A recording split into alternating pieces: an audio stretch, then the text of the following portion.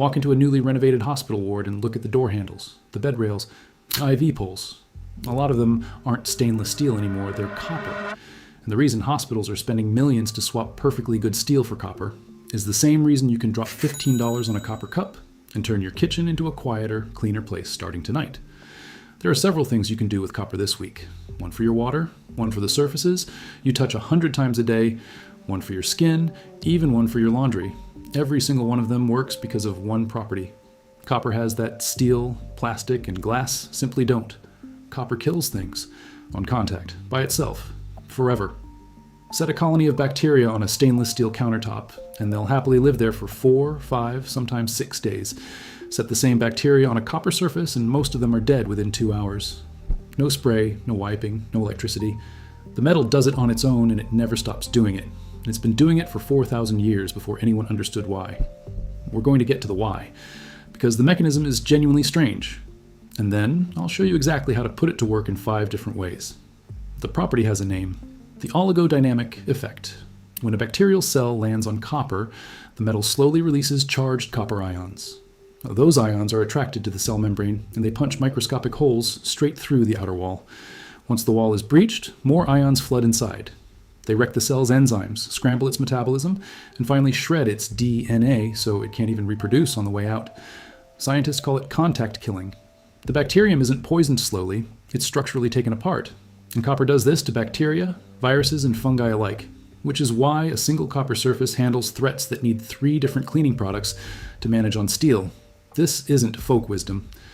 In 2008, the United States Environmental Protection Agency registered copper and copper alloys as antimicrobial materials, the only solid surface on Earth legally allowed to make that claim. Then the studies came. A landmark trial published in 2013 put copper surfaces into hospital intensive care units. The rails, the call buttons, the tray tables, and tracked infection rates against identical rooms with normal surfaces. The copper rooms cut healthcare-acquired infections by about 58%, cut more than in half by a doorknob. There's a more dramatic number too.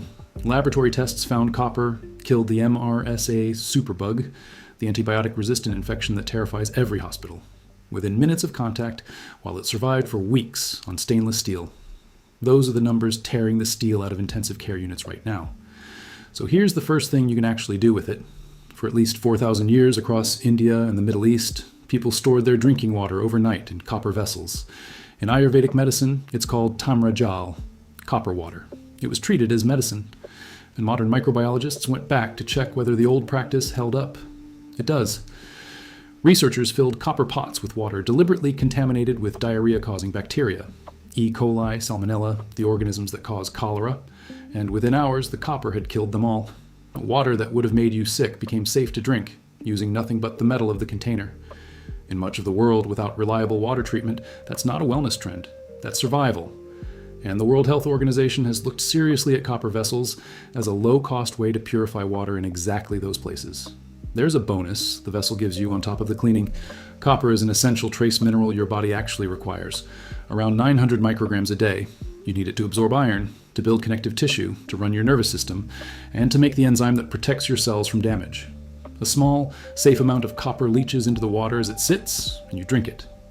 Most people get enough from food, but if you're low, the cup quietly tops you up. Now, before you go fill a copper mug and chug it all day, stop. Because this is the detail that separates people who use copper correctly from people who make themselves queasy. Copper only belongs with plain, still water. Never put anything acidic in an unlined copper vessel. No lemon water, no orange juice, no vinegar, no wine, no soda. Acid strips copper off the wall far faster than plain water does, and too much copper at once causes nausea, stomach cramps, and worse. The old practice was always plain water stored overnight, 8 hours or so, then poured out and drunk, usually just 1 glass in the morning. Do that, and you're completely safe and within every health guideline. Treat your copper cup like a margarita glass, and you'll learn why the ancients had rules. Still water only, and don't overdo it. 1 vessel, 1 glass a day. That's the inside of your body handled. Now the surfaces around you. You touch certain things constantly: the front door handle, the kitchen faucet lever, the light switch by the bed, the toilet flush, your phone.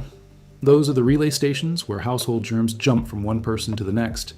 And here's the cheap trick: copper tape. It's sold in rolls for a few dollars, originally for gardeners to keep slugs off their plants because slugs won't cross copper. The metal reacts with their slime and gives them a tiny shock. Wrap a strip around your most touched handles and switches, and you've built self-sanitizing surfaces into your house for the price of a coffee. The tape does the same contact killing as a hospital bed rail. No routine, no spray bottle, no reminder. It just works in the background, every hour of every day. This, by the way, is why old buildings were accidentally healthier than new ones. For a century, doorknobs and push plates and railings were made of brass, or carrot, which is mostly copper.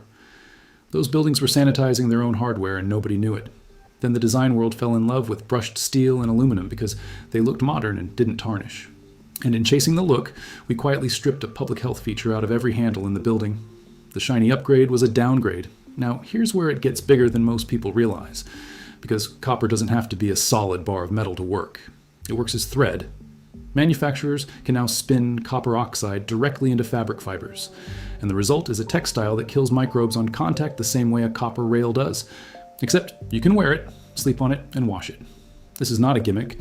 Copper-infused pillowcases have gone through actual clinical trials, and the results were striking. People sleeping on copper pillowcases showed measurable improvements in skin, fewer fine lines, fewer wrinkles, better skin elasticity over a few weeks. The reason is collagen, and we'll come back to that. Hospitals are testing copper-impregnated bed linens and patient gowns to drive infection rates down even further, and some studies on copper oxide hospital textiles showed significant drops in fever and infection among patients sleeping in them. The metal that's been on the doorknob for 4,000 years is now woven into the bedsheet. Then there's your feet. Copper-infused socks are one of the most popular versions of this, and for a genuinely useful reason. Foot odor and athlete's foot are both caused by microbes, and copper kills the microbes that produce the smell and the fungus alike. Diabetic patients, who are prone to dangerous foot infections, are a major focus of copper sock research. Compression sleeves, gloves, face masks, during the height of respiratory illness season, all of them now come in copper fiber versions, all using the same single property. And here's the part that makes the textile angle truly practical. It survives the laundry. The copper is built into the fiber itself, not sprayed on top, so washing doesn't strip it out. Good copper textiles hold their antimicrobial punch through dozens, even 50-plus wash cycles. There's a second laundry trick worth knowing too. Antimicrobial copper laundry discs and balls exist. You drop one in the machine, and the idea is that releasing a small amount of copper into the wash helps kill the odor-causing bacteria that survive cold water cycles, the ones that leave towels smelling musty even after they're clean. The evidence there is thinner than the woven fiber data, so I'll be honest and call it promising rather than proven, but the principle is the same metal doing the same job. And now let's talk about getting in the water with it, because bathing in copper has its own long history. The Egyptians, including Cleopatra by legend, bathed in water held in copper vessels, and not only for the clean water. Copper has a direct documented role in skin health. Your body uses copper to build collagen and elastin, the two proteins that keep skin firm and springy, which is exactly why copper peptides have become a serious skincare ingredient with real clinical evidence behind them. They're one of the few topical compounds actually shown to stimulate collagen production, speed wound healing, and reduce the look of aging. That's the same reason those copper pillowcase trials worked. Copper touching skin, night after night, feeding the collagen machinery. Some people add copper-rich mineral salts to baths for skin conditions. And copper's antifungal, antibacterial action genuinely helps with skin irritation and minor infections. I'll be straight with you, the way I always am. Drinking from copper and putting it on your high-touch surfaces are the heavy hitters. The skin, bathing, and fabric uses are real and backed by actual studies. But they're a gentler, slower benefit. Worth doing, not worth obsessing over. Here's a strange one to leave you with. Professional pastry chefs whip egg whites in a copper bowl, and they swear by it. And they're right. A trace of copper ions reacts with the proteins in the egg white and forms a more stable foam that won't collapse or overwhip. A 4,000-year-old antibacterial metal also happens to make better meringue, the same property doing something completely unrelated in a mixing bowl. So, this week, get one solid copper cup, around $15, and start the overnight water habit. Plain water, 1 glass a morning. Put a few dollars of copper tape on the 3 or 4 handles your whole household grabs.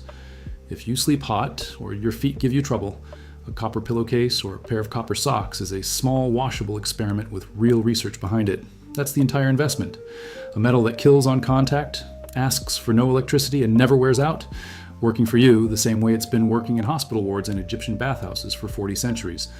If this one surprised you, send it to the person in your house who touches the fridge handle the most. See you in the next one.